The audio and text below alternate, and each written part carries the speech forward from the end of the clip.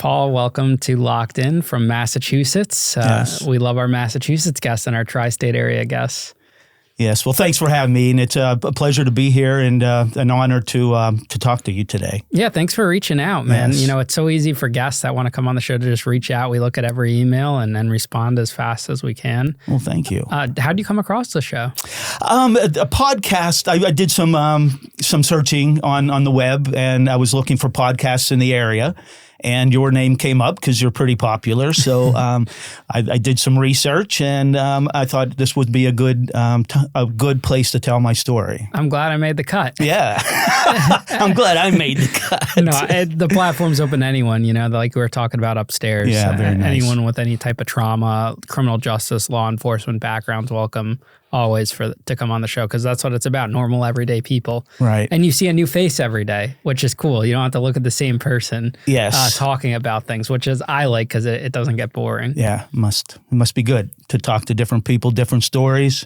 Yes, different experiences. Of course. Is this your first time ever going on a podcast? No, probably the 6th or 7th podcast over the course of the past couple months. Now, do you have a book or anything, or are you working on one? Yeah, I do public speaking primarily to young adults, and in addition, I wrote a book called Resilience, My Ultimate Superpower. And the book is written as well for teenagers who have experienced trauma or some adversity, and trying to help children get over that as I did. Perfect. Well, we'll have the link to that book in the description of this episode for you too, for anyone that's interested. Very good. Thank you. Now, did you grow up in Massachusetts? I did not. I grew up in Pittsburgh, Pennsylvania, in the suburbs of Pittsburgh. So big Steelers fan and big sports fan from Pittsburgh. So, yes. Were your parents together at a young age? I'm sorry? Were your parents together? Yeah, my parents divorced when I was about 11 or 12 years old. And what about your siblings? Did you have any? I have two older sisters, one that is 6 years older than me and one that is 2 years older than me. What did your parents do for work? My father was a machinist and a football coach, and my mother was a choreographer and a dance teacher. Football coach. Yes. Was there a lot of pressure on you as a kid to get into sports? Not really. I enjoyed it. I went to practice when my dad was coaching. I remember running around the practice field, and that must have wore off on me because football was very important to me. It actually saved my life. I played football from 3rd grade through 12th grade. And then I played rugby after that. But yeah, in 3rd through 12th grade, I played. And I tell this story, 6th, 7th, and 8th grade, I walked to practice 1 mile each way for 3 years because my parents had divorced at this time. And I was more or less on my own, and I walked to practice 1 mile for 3 years. And I asked myself, why in the hell did I do that? Right? It would have been so easy to quit. Nobody would even have noticed, but it was my family. It's where I felt safe. It was where I could release some frustration and maybe, and get rid of some of that frustration. So football saved my life, quite honestly. If I wouldn't have walked to practice for those 3 years, I don't know what else I would have been doing. I was in a bad time after that, during that time. Yeah. How would people describe you as a kid? Quiet. I would think quiet, shy. I would say shy and quiet because of what I experienced. I was kind of, shy and quiet. I kind of kept everything in. When was the first time you experienced trauma as a child? When I was about 4 years old. I think it was around 4 or 5. But at 4 years old, I heard an argument. My parents were in the kitchen with my uncle. And my father was sitting at one side of the table, my uncle was sitting at the other, and my mother was standing in the kitchen. And I heard an argument. Again, I'm 4 or 5 years old. So I peeked around the corner, and when I peeked around the corner, I saw my father pick up a half-gallon glass milk jug, the old milk jug. They weighed about 4 or 5 pounds, I read. And he smacked my mother over the head. She falls to the ground. I thought she was dead. She just laid there motionless. So that one incident when I was 4 or 5 years old changed my whole life. I actually kind of stepped through life in a fog, just going through the motions for 30 years after that. Not until 35 years old did I get out of the fog and the funk that I was in. How did you react after you saw that happen in that moment? I don't know. Because I really did, because my sisters have told me other stories that have occurred, and I don't remember any of them. And so that one incident really did. I shut down after that. I don't remember any of the fighting, any of the arguments. A couple things I remember, but not until my sisters told me some of the stories did I know them. Did that change your perspective on your dad as a father in that moment? I think it had to. It had to. I probably didn't at the time, but yeah, it had to change the way that I thought about him. And yeah. Did they separate right after that, or did they still stay together? No, we lived in that house with domestic violence for 8 years. So it started when I was about 4, and they divorced when I was 12. I think one of the latest things that happened, again, my sisters told me this, my father was chasing my mother around the house with a knife, and my sister called the cops, my younger sister, Lisa. And they called the cops, and the cops didn't do anything.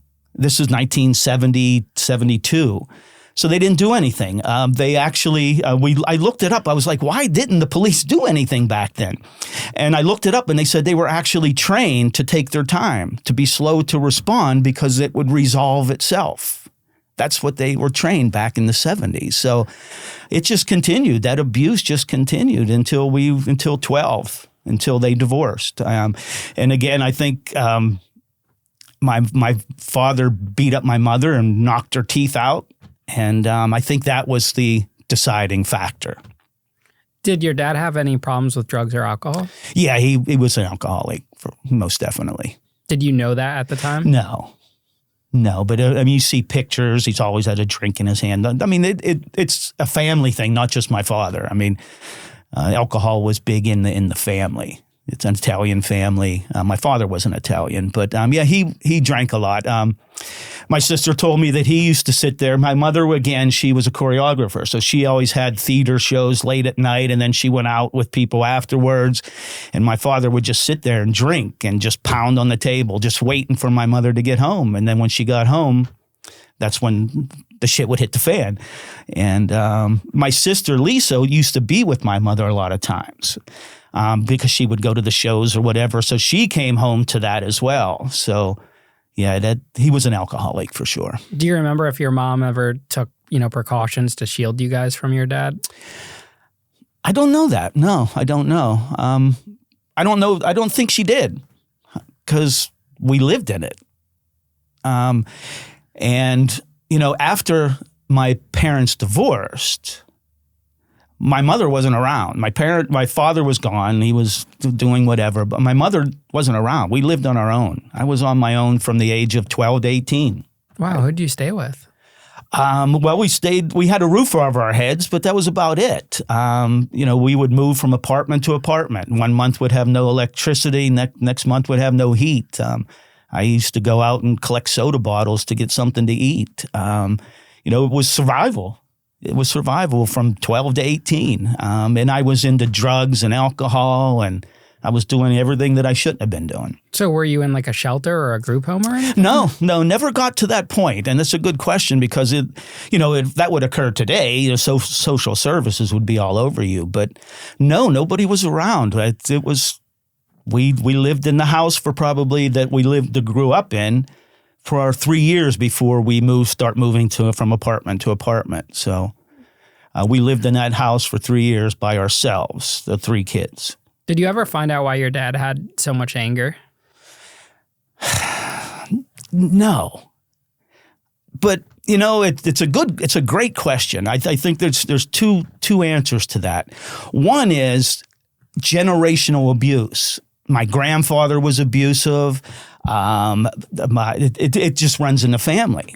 And I just found out about this recently. A cousin of mine called me and told me about some of the abuse that they witnessed and were a part of from the family again. So, and I always wondered, why didn't anybody do anything? Why didn't anybody? Because it was normal.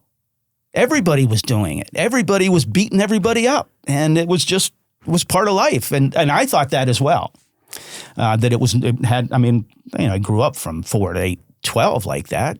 that's normal to me. And we used to hear the same abuse happening in the house right next door.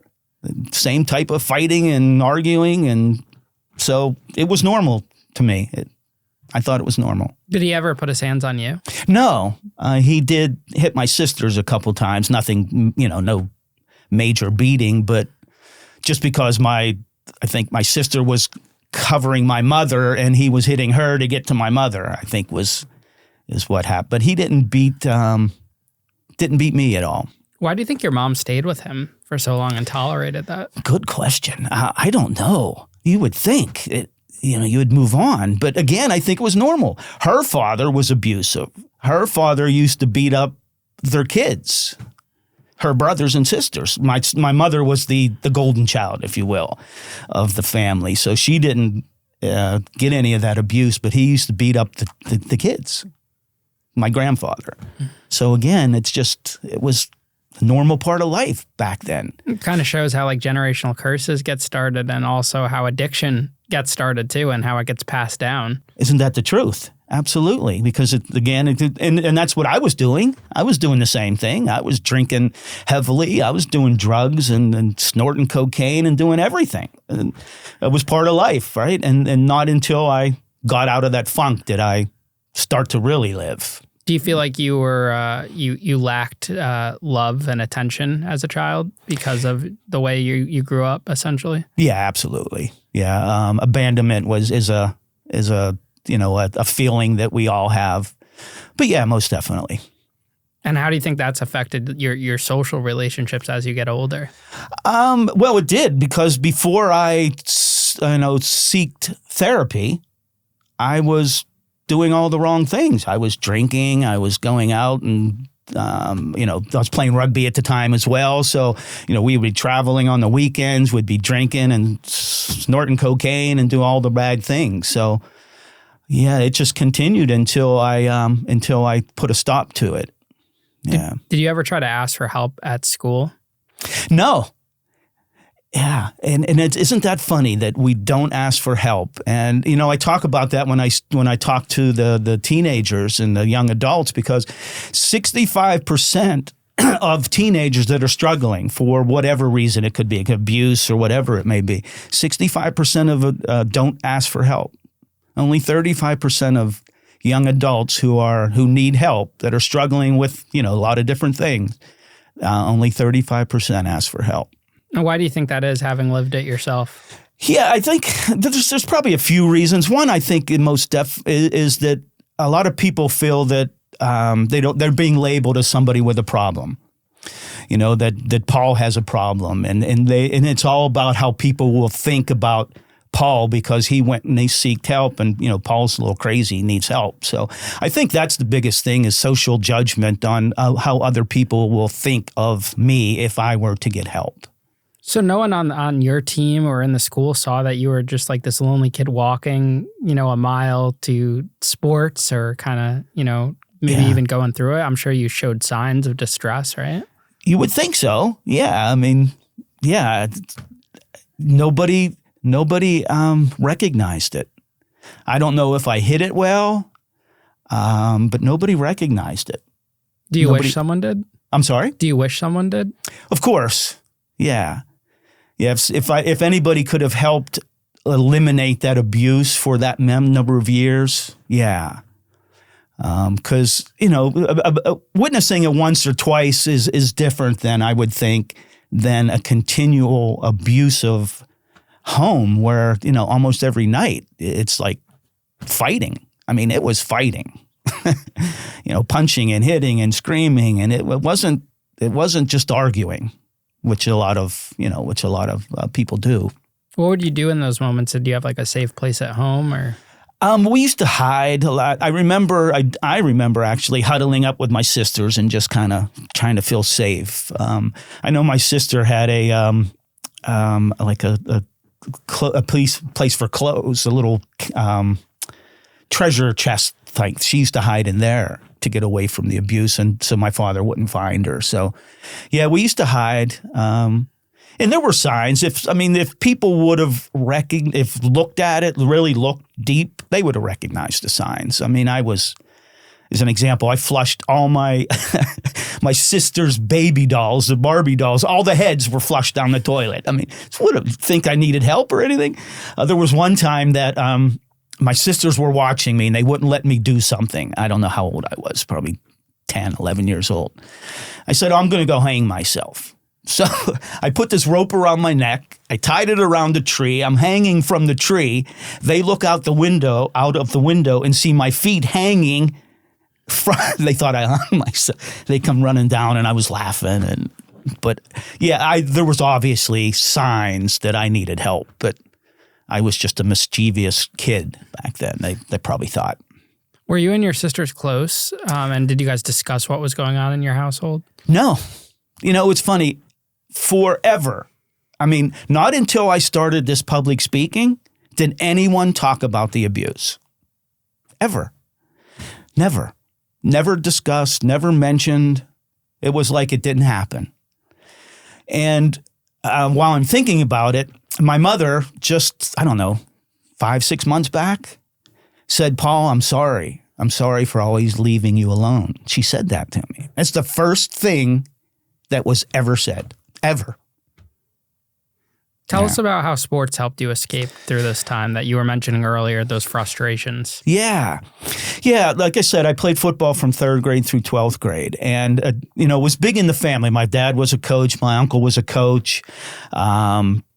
Football was always around. So I think it kept me, it allowed me to not self-isolate, because usually when you're depressed and you're having trauma or whatever, adversity, we tend to self-isolate and just, sit in a room and stare at the walls, which I've done later in life. But yeah, I was able to, social and communication skills, I was able to develop because I wasn't self-isolating. So I think that, and it provided me, I think that's where my resilience started too, in football. Just, getting knocked down and getting back up. I was always one of the smaller kids. I wasn't one of the bigger kids. So I think it helped me just persevere and continue to move forward in trying to overcome. I think sports truly helped me do that. Did you ever wonder how your dad treated the students on his team that he coached at? Because I'm sure they idolized him or looked up to him, and little did they know he had like this dark life at home. Yeah. No, I would imagine they looked up to him because, that's what you do when you're, a 5th grade, 6th grade football player. I mean, your coach is your idol for the most part. So I would think that they thought really highly of him. He was well respected in the community, just as my mother was. Yeah. When would you say is the first time you turned to drugs and alcohol as a coping mechanism? I would say after my father left, around 12. We had a cabin in the woods, and we used to steal alcohol from everyone's house, and we used to go down the cabin and drink it and have fires and do all the little stuff that kids do. So I would say at 12, I started, somewhere around there, I started drinking. And what was the feeling that gave you? I hated beer, I remember. I was like, oh, is that horrible? How do you guys ever drink that? But I'm sorry, what was the question again? That feeling, what did that give for you? Probably numbness. It eliminates some of that sadness that is underlying, because there's always normally when someone is indulging in alcohol and drugs in a heavy level, not just socializing, there's usually an underlying factor, almost all the time, and mine was abuse. And I think I turned to drugs and alcohol to hide, to continue hiding is probably what I was doing. Did you envy the kids that had probably on the outside normal families, like a loving mom, dad, siblings? Always. I still do. Yeah, because that's always something that I wanted, right? I even wanted it for my kids. I was married twice, and my second wife I had a child with, and I stayed with her much longer than I should have because I wanted to stay for him. I wanted one child to have both parents, and that's what I was trying to do. So I stayed in a relationship probably longer than I should have for that reason. Do you think that trait that you carried was from your childhood? like wanting to stay for the sake of the child? No. I think it was more of I have 6 kids altogether, 3 step kids, and 2 with my first wife. So again, I was just like, let's have somebody live have both parents. I mean, it's what I wanted. It's what I wanted for one of my kids. But so that's what kept me in that relationship. What did you want to do in life when you were in high school? Like, what were you thinking about your future back then? Yeah, I didn't have any ambition. I really didn't. I was going through the motions. So again, I went to high school. I liked my physics class. I said, well, I'll major in physics. No thought. I don't know how many kids say that. So I majored in physics and just stepped through the motions. That was what was next. So I got out of college. I was playing rugby. I met a friend from high school, and I ended up getting married and having 2 kids because that's what you're supposed to do. So I just did that as normal, as a normal person. But the whole time I was doing that, I was lost. And as I told my daughter, she came to one of the talks that I did, and I told her, I said, I could have been married to Marilyn Monroe, and it wouldn't have mattered because I was lost. And you think that all stemmed from that first scene at the table? Yes. I know it did because I don't remember anything after. So it had to. There's no other reason. And perhaps it was reinforced with the continual abuse that I was witnessing. Maybe that, even made it deeper. But I know that one incident was the incident that made me go through life in a fog. How was your relationship with your dad as you grew up through your teenage years? I didn't see him much. He smoked a lot, and he had emphysema. He lived on an oxygen machine. He would kneel down on his knees on an ottoman, on his elbows on an ottoman, and that's how he would live, smoking cigarettes with an oxygen machine like this until he died. Yeah. Wow. Why the knees on the ottoman? Or is that just because he comfortable? couldn't breathe? Because if you're kneeling, I guess when you have emphysema or whatever, you can't breathe. So by kneeling down, he was able to breathe easier. Do you think your mom had closure when he passed, or did she never talk about it? Never talked about it. Yeah. It was never once. When her teeth got knocked out that I mentioned, I didn't know that. I didn't know at the time. I mean, I was even in high school. Well, no, 11, 12 years old then. I didn't know what happened. I didn't know till recently that the reason why she didn't have any teeth was because of my father. She just told you recently? Yeah, well, I think my sister told me recently. Wow. The past year or so. How was your relationship with your siblings as you got older, going through the motions of high school, college? It was good. Yeah, because again, my one sister was 6 years older, so she was getting married and moving on. My other sister was 2 years older. We actually went to the same college. I went to as I said, I majored in physics, but I went to an education school. No thought again, but I'm sorry, I got sidetracked. Your relationship with your siblings. Yeah, it was good, but again, they moved on. They moved on to their lives. My sister started working for a church and doing youth ministry, I should say, and then as she was moving forward in her profession in the youth ministry, she started they would throw nuggets of religious things or different things just to try to get through to me, right? But I was at a point when I don't need help. I was fine. I didn't need any help. So, my mother had given me books that sat on the shelf for a couple years, and not until I started to break through the fog and use these different things that were provided to me, and those things helped me move forward. How did your struggles with alcohol and drugs progress as you got older? It just got deeper and deeper. Start with, slow gin. I think we stole a lot of times. We used to do that too. I remember one kid, we had a bottle of slow gin. He drank it all, and then he threw up in the snow, and it was like purple everywhere. It was the grossest thing in the world. But yeah, we used to just still, and I think I used to get, I when I quit drinking, I was straight vodka as an example. So I think it just got worse and worse, right? You need more, beer didn't work anymore. So I need, vodka. And then, the vodka's not, let's start smoking some weed. Okay. Now we'll start snorting some cocaine. And so it just continued, just gets worse and worse. When did you first realize you had a problem? Probably when I started therapy. I started therapy at 35, and it was apparent that I didn't remember anything. So the therapist contacted my mother and said, "You better write Paul a letter and give him some context on what the hell happened." Because I didn't know. So I didn't know that it started at 4 years old until my mother wrote me that letter. So she wrote me a letter and kind of gave me some context. So that kind of helped me break through a little bit. That letter, some therapy, and, I started to break out of that fog.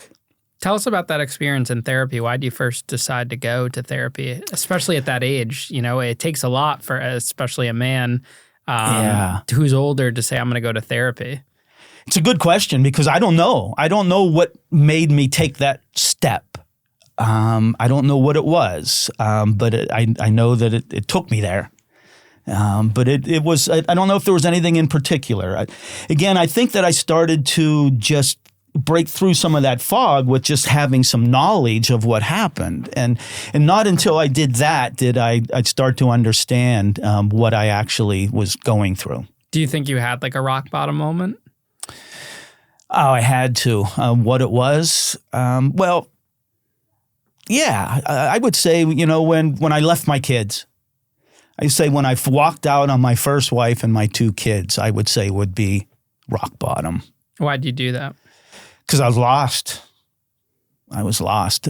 I started therapy, though. I had already started therapy. So I kind of started to wake up and it was like, I don't like where I am.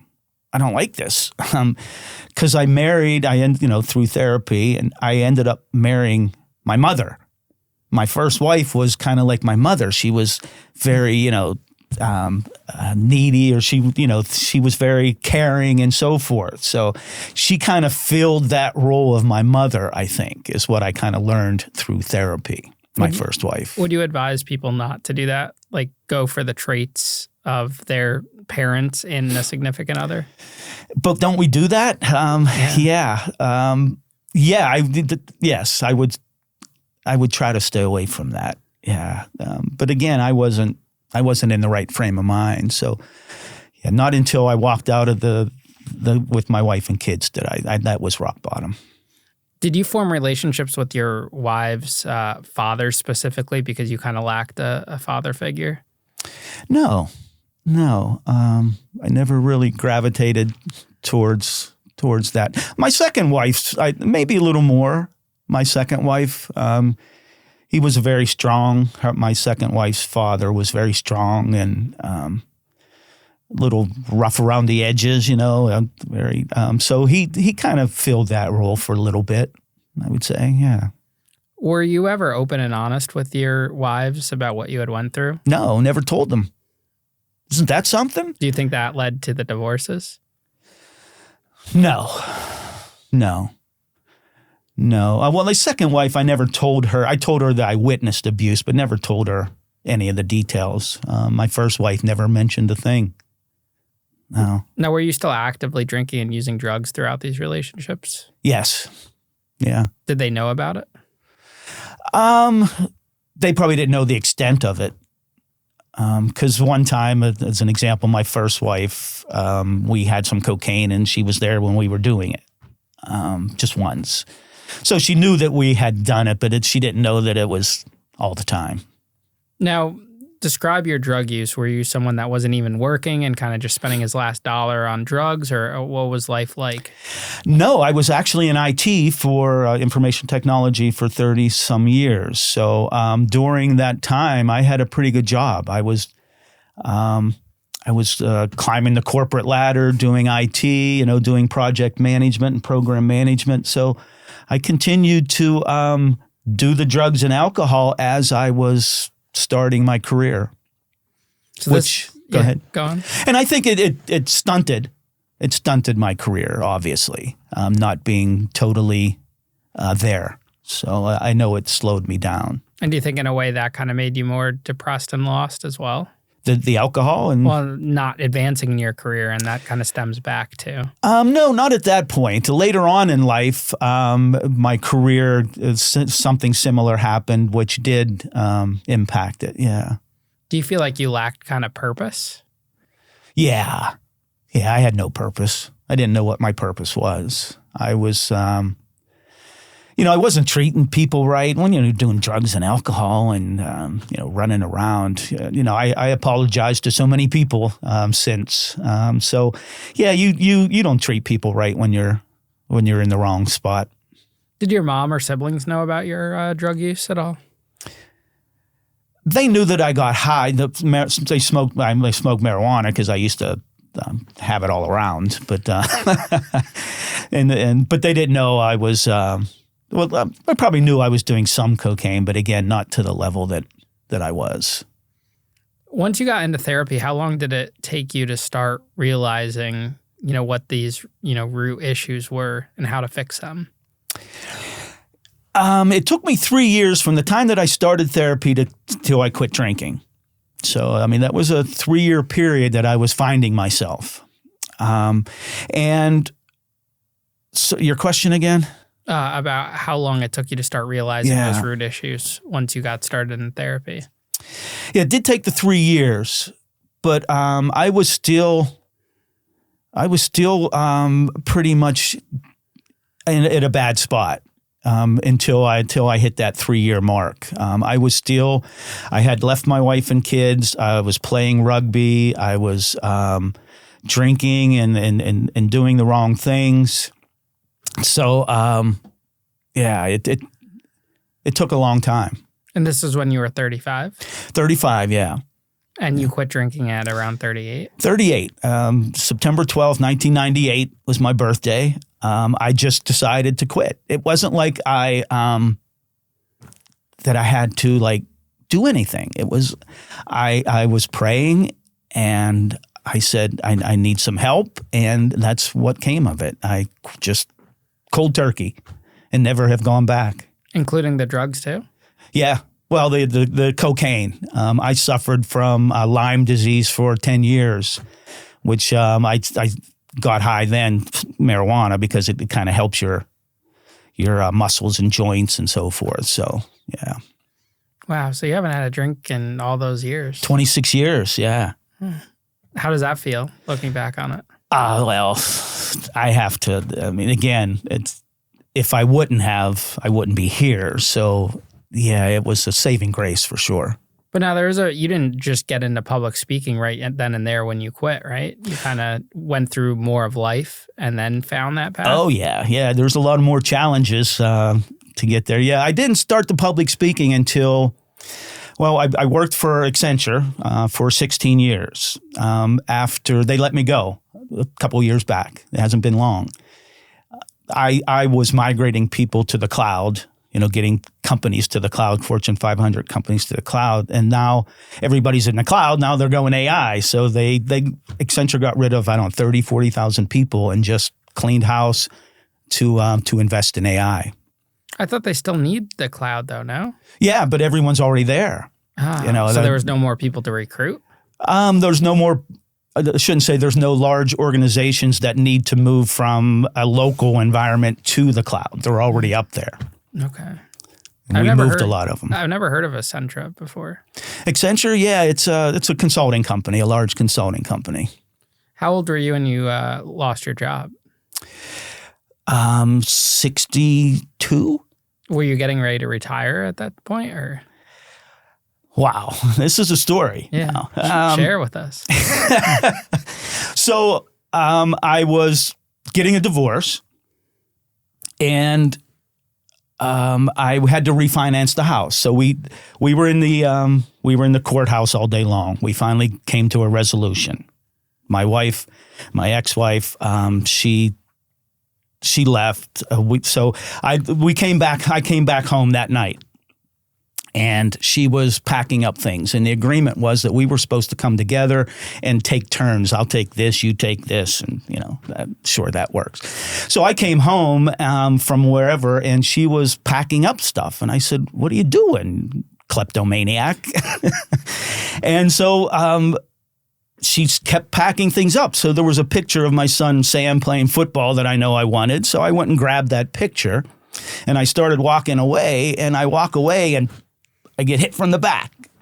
I get hit again from the back. And then the third time she hits me, and I'm like bending over the couch. I have my phone in my hand. I'm trying to get a picture of this, holding that picture that she's trying to get. And she's beating my back up. So I just dropped the picture and I left. And the cops came and took her out of the house. They arrested her for that? They didn't arrest her. They just took her out. If it were me, if it was a man that they came for, I would have been handcuffed, thrown in jail and everything else. But they peacefully just had her get her stuff, and she left. But what I was getting to is, so part of the agreement was that I had to refinance the house so I could give her her portion. So I'm in the middle of refinancing. I'm approved by two of the largest mortgage companies out there. I have two approvals because I said I'm not gonna get one, and then something happened. So I had two approvals. The first approval, they said there's an ancillary lot. They said there's something wrong with that. We can't do it. The other one said no, we can't do it. Okay. And then I lost my job. I get a phone call. I lost my job. Middle of refinancing, trying to get divorced. I lost my job. Can't get financed now. So I contacted my local mortgage guy, and he got me financed. And I was able to pay her off to get her out of the house. I would have had to wait till I paid her to get her out of the house if she wouldn't have had attacked me and finally got out of the house. But that's how I got her out of the house. And before that, I slept on the couch for 4 years. She wouldn't leave. For 4 years, she had cheated on me for 12 years. I didn't know. And I slept on the couch for 4 years. I had so many different offers. I tried everything to get rid of her, but she wouldn't leave. So I slept on the couch for 4 years. And not until this incident happened did I finally get out of that relationship. Why would you want to stay there? You didn't want to just go get like an apartment or something? I live on the beach. I have a beach house. It's right on the beach. So I wanted that. That's why. And you can't leave. Once you leave, you lose your leverage. Mm-hmm. And each state's different, but Massachusetts, it's pretty tight. Have you talked to her since? We don't talk much. No, I see her driving around town, but that's about it. Yeah. So that happens, and then what? After you lose your job and you refinance a house?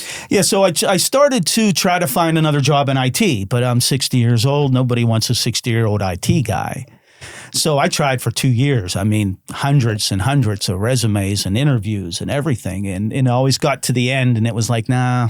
So I always wanted to do public speaking, and so I started. I joined an organization. I started developing a speech, and it's taken me a year to get to where I am. But I have a good speech together now. I have a promotional video finally, so I'm finally starting to make some progress. Why did motivational speaking, public speaking, appeal to you? Because I want to help others. It's pretty easy, and I'm starting at the young adult teenager level because I think they need help. I mean, I would hate to be a teenager at this day and age. It's so hard with social media and the digital landscape they're dealing with. It's out of control. Why do you think it took you losing your job and not finding another job to force you into that? Like, why not chase your passion years prior if you were passionate about it? Yeah, I think it's fate. It's fate. I think it's something I always wanted to do. I always had it in the back of my mind, but I couldn't do it because of the relationship I was in. So I had to wait. And I just had to wait for it. What were you studying to become a public speaker? Like what interested you and what were you doing? to kind of like prepare? Because you had no background in doing that. Yeah, you came from IT. Right. Well, I was a program manager in IT, so I did a lot of meeting facilitation and presenting, slides from PowerPoint. So I did have a lot of experience talking like that, but it's quite different public speaking. But it's funny because my sister was there one time. I don't get nervous. It's funny because usually when, a lot of people, that's their biggest fear is public speaking. But it's funny, I don't get nervous. And I consider that because I'm prepared. If you're prepared, you're not so nervous. And if I would go in there with not knowing what I was going to talk about, it'd be a different story. I do a lot of public speaking. I'm always nervous as shit, but I'm able to like push through and I do fine. Once I'm rolling, I'm good. Yeah, once you get over that hump. Yeah, but I'm always so nervous, no matter how prepared I am. Now I don't even prepare. I just wing it, and I'm pretty good with that. And I never get nervous with this. I think when I first started sitting down with people, I was nervous. Now, really? Yeah, I would say so because you're asking. Like, I guess the bigger the platform grows, the more comfortable you get because then people are looking up to you in a certain way. Right. But back then, when I first started out, I was just a kid. Well, I'm still kind of a kid, but I was just like asking these tough questions to people who have been in prison, for years and years. And, I didn't really know what I was doing. I was just starting out in it, and they just trusted me, and you build more confidence through that. That's right. Now when people come in here, they're the nervous ones, and I have to assure them it's just, organic. It's just a conversation, right. It's talking. There's not really much preparation that goes into it. Yeah, true. And I think those are the best interviews because you can kind of fish out and see where the direction it goes. Yeah. Well, you do really well. Yeah. Thank you. Yes. So tell us about your first public speaking event and what that was like for you and where it was. Yeah, it was a high school in the Pittsburgh area. And, I have my presentation has changed a lot. Obviously, it changes all the time. But the first one was kind of cumbersome. It always is the first one because I felt like I was talking to the kids, not with the young adults, because I was kind of just regurgitating what I remembered from my speech, right? So it was more of a presentation than a conversation. So I think what I've learned since is you have to bring them involved, make them involved and make it a conversation as opposed to that I'm talking to you. Did the kids react well to hearing your story? And what exactly did you go over when you started it? What was the hook of it? Yeah, I talk about asking for help because I didn't, never asked for help. So one of the things I talk to them about is asking for help. And then getting involved because sports saved me. And so the second thing that I talk to them about is getting involved to develop character and valuable life skills like communication skills and so forth. And then the third thing is embracing self-discovery, taking that first step out of your comfort zone as I did. And when you do those three things, you're really taking action. And when you take action, you're building resilience. So that's kind of my story, and I use my stories to back up those. So I use the stories that we talked about the drugs and alcohol, about how football saved my life. There was also a supportive adult. My grandmother was very influential in me still being alive. Has it been hard to reinvent yourself in kind of like this act two for yourself? I don't know if it's hard. It's different. This is different from what I'm used to. I'm writing a book, as we talked about. I'm also developing, having a TV series developed for my story. So I have a producer and a director. They're writing it as we speak, and they're doing a pilot that we're going to market to Netflix and others. So it's a TV series. That's awesome. And that'll just be about your life story? Yeah. My book kind of follows my speaking engagements and kind of using that for young adults and teenagers.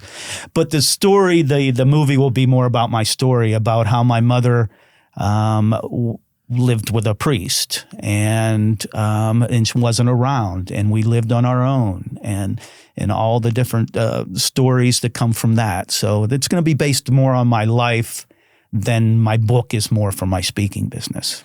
Do you feel like you wasted a lot of years of your life by not asking for help? Yes, all of them, those 30. Because I really did. Those 30 years were just going through the motions. It was a shame. It was a shame.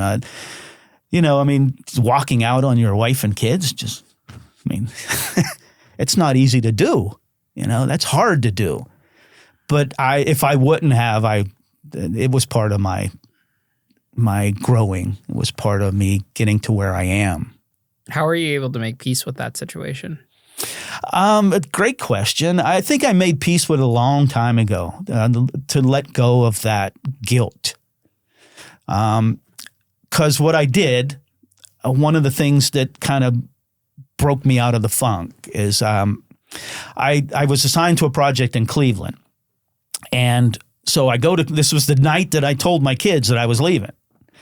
So I go to Cleveland to the project site, and it's right next to a church. I never used to go to church. I never had any interest in church, but I went over at lunch hour a few times and ended up meeting with the priest. So I wrote him a letter to the priest and met with him. And I kind of said, I'm going through all this change. I just left my wife and kids.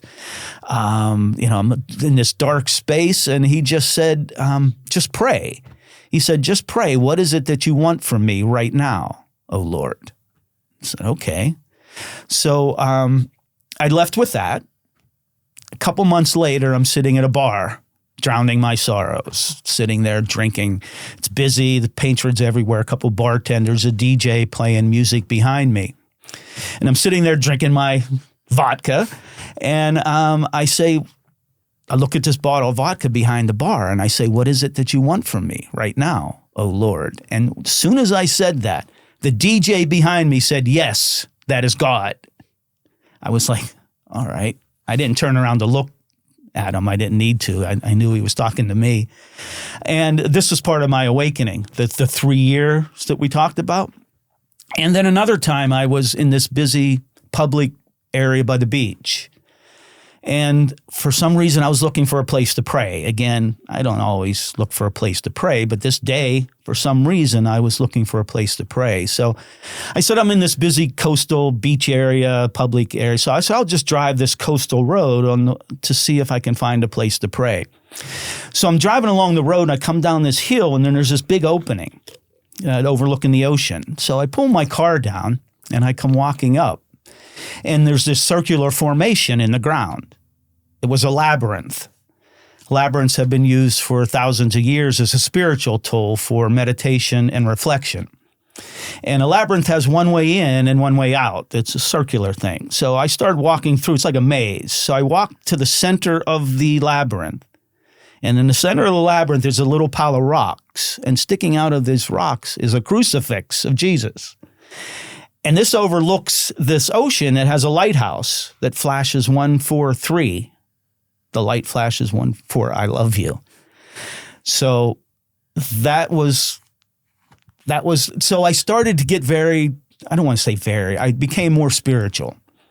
The book that my mother gave me 2 years earlier that sat on the shelf called 101 Ways to Transform Your Life by Dr. Wayne Dyer. And I started reading that.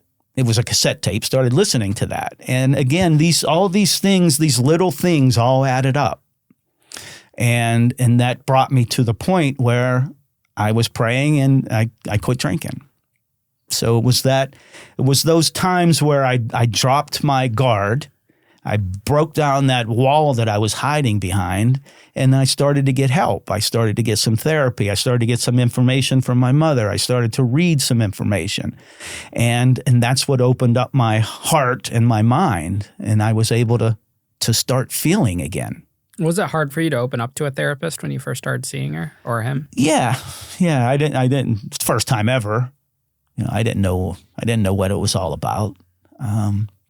But it's soon, when you start talking about it, that's what you do. You start just throwing up what happened and just talking about it, understanding it, getting some information that it helped me. It definitely helps to talk about it. Yeah. I think it's therapeutic, especially when guests come on and they share their stories. It goes a long way. It's very helpful. Yeah, I agree. When I got out of prison, I was very anti-therapy, and I was forced to do it for a year as part of my conditions of release. like for probation. Yes. And it took me like 2 months to open up to this older woman. She was in like her 80s, early 80s, still working. And then I got close to her, and then, you know, I opened up and it was good and I wanted to be there. And then they kind of pushed her out when COVID hit, and they were like restructuring or whatever because they weren't doing really in person. Right. And I stopped going because they paired me to someone new who I didn't really know. A young guy didn't really know me. I didn't know him, and I didn't want to go through that all again.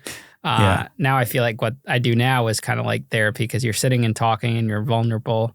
And you're honest with each other throughout the conversation. I'm sure it does. It's similar. Yeah, but I think anyone, you know, coming out of a situation like yours or prison or addiction or anything, you know, therapy is great, or just having someone to talk to. Yes.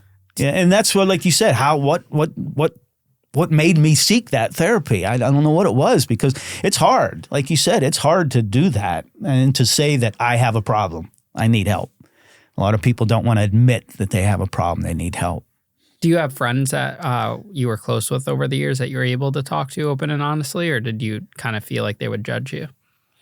Yeah, I never talked to the friends about it either. I mean, it's funny because since I have been doing the public speaking and kind of telling the story, the number of people that have come up to me and said, yeah, I was in the same type of situation. My parents were this. I was an abusive.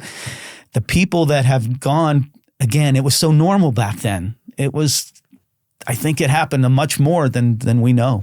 And I'm sure there was people that were around you that were like, I'm so sorry you went through that, and I didn't know you went through that too. Yeah, there were a couple people that did apologize for not knowing. But as I said, you know, I had always wondered why my family didn't do anything. But again, it was such a normal thing that everybody was doing it, that why say anything if it's normal? What's something you wish you could tell your teenage self if you were standing right next to him? I guess it'll be okay. It'll be okay. Just trust, believe, have faith, and everything will be okay. Yeah. And what's a piece of advice you want people to take away from this episode, this conversation, your story? What do you want people to learn from it? It's exactly what we just talked about. Don't be afraid to take that first step and ask for help, because it does take some courage. It takes courage to say that I need help and go out and seek that help. And just talk to somebody. As I talk to the teenagers about, just ask for help. Just reach out and ask for help. Just break down that barrier that you're hiding behind and ask for help. Because just talking about it, as we said, that's where you start to get better. That's where you start to get better. Do you feel like you've been able to break through to teenagers? Well, are they willing to come up to you afterwards and talk to you? Yeah, I do. I always want it to be more. I always say if I can just get across to one person, that's, it's worth it. But you always want to get across to as many teenagers and many people as possible, because I think my message is not just for teenagers or young adults. I mean, we all have to ask for help and to speak up when we need help. And there's also a whole nother side to your story about a message is like reinventing yourself later in life. Yes. That's inspiring too to people that could see you go out and do something different at a later stage in life. Yes. It's interesting, Yeah, it's something similar to what we talked about earlier, the entrepreneurship, right? You're yourself. You've done it a couple times. You're doing it again. And I feel the same way. I had tried to start other companies, a real estate investment company or a real estate investment and property company to buy homes. I was automating the process to buy a home, putting that in a flow that press a button and you can buy a home. And so and actually Quicken Loans stole that from me. Yeah, they brought me in. Hey, we want to hear what you're doing. So I came in and they raped me. They're the guys building it now. Oh, man. Yeah, so there's nothing I can do about that. Signed a non-compete, but they didn't sign it. So it's like a non-compete that has no end date. But I talked to a couple attorneys. They said they need to see more of what I was going to do of them doing it. And they're doing it. They're putting it together. Yeah, I think there's different types of entrepreneurs. Like there's the ones that go out and build multiple businesses and have like a piece in everything. And then there's like me, I'm kind of like, I like what I've built and I like to, which is entrepreneurial, but I'm not really in a rush to go do this or do that. Like I like my thing, you know, and I'm good at what I'm doing and I want to keep perfecting it and making it better. I was talking to someone yesterday and it's like, you know, there's a lot of big podcasters that do podcasting and then they'll launch brands, they'll do this, they'll do that, they'll do these partnerships, but they're not doing their own editing or their own posting. So I compare myself to me where, you know, I have the show and I could go off and do other things, but I'm doing the editing, I'm doing the posting, and I'm building this community, responding to as many comments or emails or, you know, I just feel like that's what I'm supposed to be doing and everything else will work itself out. I think you're doing well. I appreciate it. It's obviously you are doing well. With the amount of followers you have and the guests that you're bringing in. So good for you. I was, you know, I didn't know you were 29 years old. I thought you were even younger than that. You I was like, my goodness, this kid who's about 26. Hey, I'm not bad for a 29-year-old. Yeah, you know? good for you. You know, you've overcome your challenges, and you're helping others too. So. I like what you're doing, and when I see you go to the prisons and talk to these guard or the inmates, is that some of the public speaking you're talking about? Is going in and talk to them, or is there other things? Yeah, that's really all the public speaking I do. I do that, and I'll do. I spoke at a what is it, like a sober living home rehab type thing, but it's mostly correctional facilities. When someone invites me in, no one has invited me in Connecticut, which is very odd. I do like this youth mentoring in Connecticut with like kids affected by the juvenile probation system. Okay. But again, all of their issues stem from a really shitty upbringing, like the parents or bad homes, parents divorced. Yeah. Not one of the kids I mentor are their parents together. And the mom, in most cases, it's a single mom who has to work all day and leaves the kid at home, and the kid, you know, doesn't really go to school or this and that. And I've also realized a lot has to do with culture.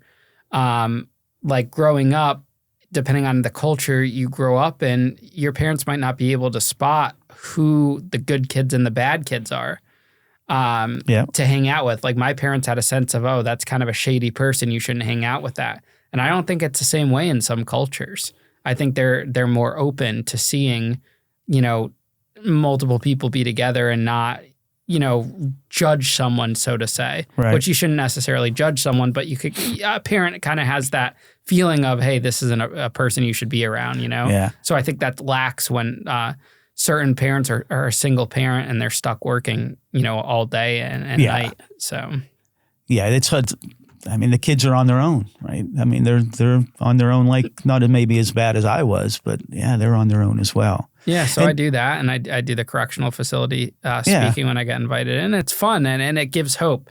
And I think that the coolest thing is when you go in there and you show them like, hey, you make it through. There's a whole life with my whole message is use your story, you know. Yep. And don't be discouraged about hearing the no's about working some, you know, BS job because you don't really need that, you know.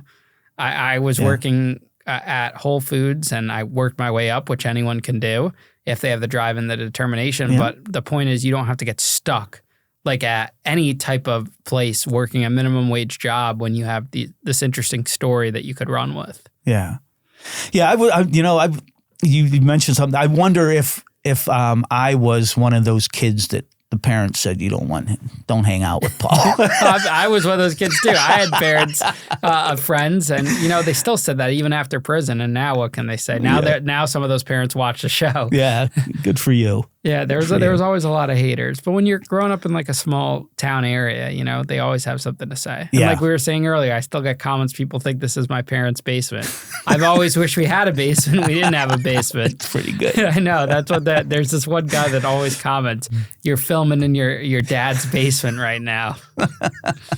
It's crazy. You got a nice basement, I tell you It's that. a very nice basement. It's our creative space, you know? Yeah. We add a little bit more each day to it. Yeah. But Paul, thanks so much for coming on the show today, man. Again, thanks for having me. I much appreciated. I enjoyed the conversation, and I look forward to watching your shows. Thank you, man. You know, anyone ever tell you look like Vince Vaughn a little bit? Vince Vaughn? Yeah, the actor. No. Oh, you got to look him up. You All look right, like I'll him have a to. little bit. He must be a good-looking guy. Huh? You are a good look. I That was thought a you were joke. younger than you were. You did. Thank Yeah. you. Well, Yeah. I'm sure maybe some single ladies will slide in your DMs. I hope so. Yes. Well, thanks again, Paul. All right. Thank you.